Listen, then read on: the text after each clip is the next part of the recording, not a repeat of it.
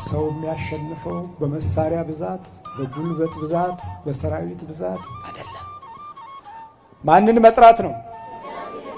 ኑሯችንንም በገንዘብ ብዛት፣ በትርፍ ብዛት፣ በንግድ ብዛት፣ በቲፎዞ ባጃቢ ብዛት አይደለም። ማንን እንጥራ?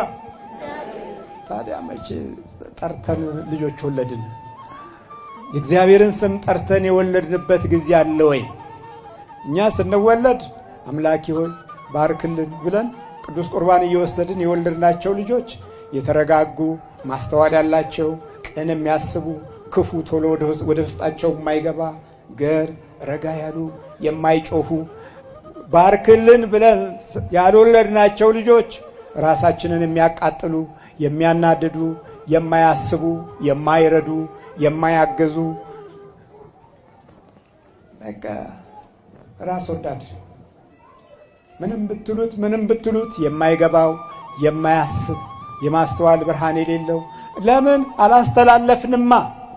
ከማህፀን ጀምሮ አላስተላለፍንም። ተው ስትሉት የማይተው፣ ተመለስ ስትሉት የማይመለስ፣ እወቅ ስትሉት የማያውቅ፣ ክፉ ስትሉት እሺ የሚል፣ ክፉን እሺ፣ መጥፎውን እሺ፣ ጊዜውም ዘመኑም ለመጥፎ የሚያግዝ ስለሆነ ለዚህ ላይ ነጠላው